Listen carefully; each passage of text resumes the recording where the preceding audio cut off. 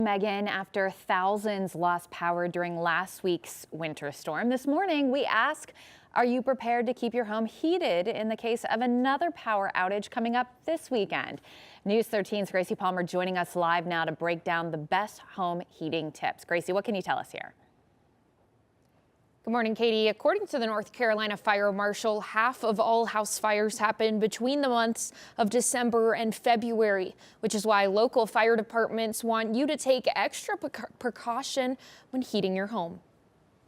The most common form of secondary heat in most people's houses are electric heaters. The Swannanoa Fire Department tells me that the #1 issue with these heaters is accidentally overworking your circuit. A good rule of thumb is to unplug everything except for that heater.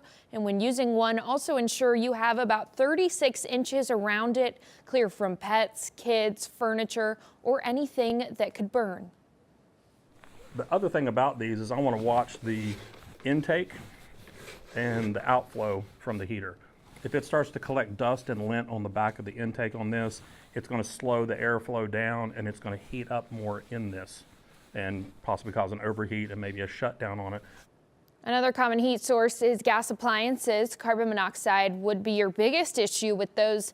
The fire department says to check your blue flames to ensure they do not have that orange or red tip you can see there. That would be insinuating it is releasing carbon monoxide.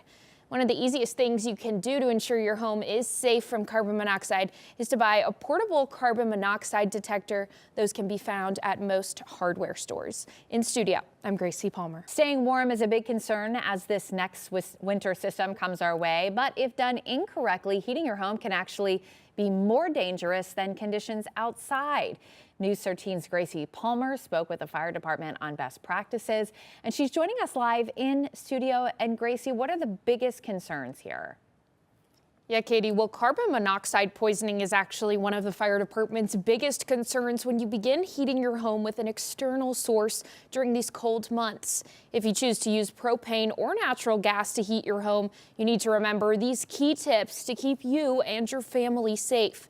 The Swannanoa Fire Department recommends checking the color of your flame. You can see here while blue flames signal a safe burn, if the tip begins to turn this orangish red color, you could be releasing dangerous carbon monoxide fumes.